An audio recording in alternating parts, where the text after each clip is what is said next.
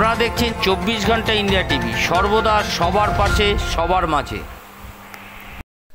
আজ হরিপালে বিডিও অফিসে রাজ্যের সরকারের মুখ্য সচিবের নির্দেশ মতন হুগলি জেলার আলু ব্যবসায়ী সমিতির সহিত রাজ্য সরকারের কৃষি এবং কৃষি বিপণী মন্ত্রী বেচারাম মান্না এবং সরকারি আধিকারিকদের নিয়ে এক বিশেষ আলোচনা সভা অনুষ্ঠিত হলো। এই সভায় সিদ্ধান্ত হয়, যেহেতু কলকাতার বিভিন্ন বাজারে বেশিরভাগ আলু হুগলি জেলা থেকে যায়, তাই জেলায় 26 টাকা কেজি হিসাবে আলু পাঠানো হবে, যা কলকাতা বাজারে 30 টাকার কমে বাজার থেকে খুচরো বিক্রি করা যেতে পারে। 24 ঘন্টা ইন্ডিয়া টিভির প্রতিনিধি বিশেষ প্রতিবেদন। তিনি নির্দেশ দিয়েছিলেন যে ওনাদের সাথে আলাদাভাবে বসতে, যে যাতে আলুর দামটা কন্ট্রোল করা যায়। আজকে যেহেতু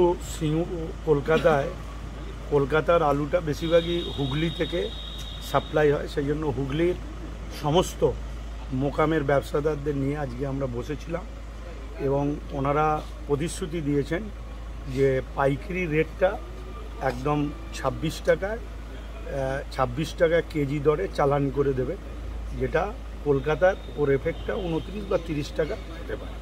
ঠিক আছে, সেক্ষেত্রে যেহেতু আজকে আলু বেরিয়ে গেছে, কালকে রবিবার স্টোর বন্ধ থাকে, এর এফেক্টটা সোম এবং মঙ্গলবারের মধ্যে পাবে বলে আমরা আশা করছি। এবং ওরা আশ্বস্ত করেছে যে যতক্ষণ না নতুন আলু উঠছে ততক্ষণ পর্যন্ত তারা আলুর যোগানটা ঠিক রাখবে এবং দামটাও তারা 30-এর নিচে রাখবে, এটাই কথা। বলছি দাদা, এমনি তো পাইকারি বাজারে 27 থেকে 28 টাকার ভেতরেই দাম, সেই জন্যই তো ওনাদেরকে চাপ দেওয়া হয়েছিল। না হলে সরকার আমাদের যা সিদ্ধান্তগুলো আছে সেই সিদ্ধান্তগুলো নেবে। যদি এটা গুরুত্ব না দেয় বা তারা কথা যদি না রাখতে পারে, তাহলে সরকারের পথে চলবে। আর দেখুন, ব্যাপারটা যে যেহেতু পাইকারি মার্কেটে বেড়েছে, সেই হেতুই খুচরো মার্কেটও বাড়ছে। আমরা পাইকারি মার্কেটের ব্যবসায়ীদের আমরা ডেকেছিলাম, তাদের এফেক্টটা আগে পেলে যদি দেখি 26 টাকায় তারা দিচ্ছে, তাহলে আমরা খুচরো মার্কেটে সেখানে গিয়ে বলতে পারবো, সেখানে নজরদারি চালানো হবে। বাইরের রাজ্যে আলু যাওয়া নিয়ে অনেকে বলছেন নাকি যে আলু যাওয়া বন্ধ হয়েছে, কিন্তু কি বলবেন? দেখুন, আমাদের সরকারে রয়েছে বিভিন্ন জন বিভিন্ন রকম গুজব পরিস্থিতি সব কিছু চালায়। সরকার তার পরবর্তীত পরিস্থিতি অনুসারে রাজ্যের মানুষের মঙ্গলের স্বার্থে যেটা করণীয় সেটা করবে। মানে অন্য রাজ্যে যে আলু ব্যবসাদাররা পাঠাচ্ছে সেটা আপাতত জারি থাকবে, মানে এই মুহূর্তে আমরা সে কথা বলছি। দাদা, বীজের দাম দ্বিগুণ, মানে যেখানে 2000 টাকা বীজ বীজের দামটা আমাদের কন্ট্রোলের মধ্যে নেই। আমরা যেটা করতে পারি যে আমাদের উৎপাদিত বীজ পর্যাপ্ত কৃষকদের মধ্যে সাপ্লাই দিতে পারি।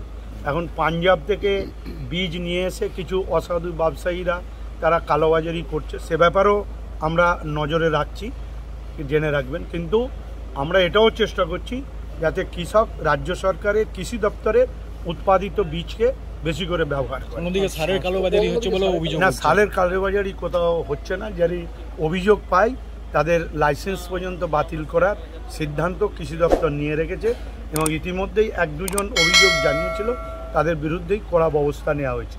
এবং আপনাদের মাধ্যম দিয়ে পাবলিককে অনুরোধ করব, কোথাও যদি এইরকম অভিযোগ থাকে সরাসরি আমাদের কৃষি দপ্তরের ব্লক আধিকারিক, জেলা আধিকারিক, এমনকি রাজ্য আধিকারিকদের কাছে বা আমাদের কাছেও টেলিফোনে জানালে আমরা তুরন্ত ব্যবস্থা নিশ্চিতভাবে। বীজের কালোবাজারি হলেও আমরা নিশ্চয়ই সেটা আমরা। চাষের খরচ কমানো যাচ্ছে না, চাষিরা বলছে। দেখুন, সত্যিকারই কৃষকদের তাদের বীজের যদি এইভাবে লাগাম ছাড়া দাম নেয়, খরচ তো বাড়বে। রাজ্যে যে বীজ উৎপাদন হয়, সেই বীজ যে উৎপাদন হচ্ছে বা হওয়ার কথা ছিল, সেটা কি পর্যাপ্ত বা এখনো কি সেইভাবে বীজ উৎপাদন? দেখুন, আমরা যেভাবে এবারে টিস্যু কালচারের আলু বীজ আমরা তৈরি করছি, তাতে মানুষ যদি অনুপ্রাণিত হয়, তাহলে আমাদের আগামী 1-2 বছরের মধ্যে আমরা স্বাবলম্বী হতে পারব। আজ এ পর্যন্ত। সঙ্গে রাখুন 24 ঘন্টা ইন্ডিয়া টিভি। দেখতে থাকুন সব জেলার সব খবর সবার আগে 24 ঘন্টা ইন্ডিয়া টিভির পর্দায়। নমস্কার।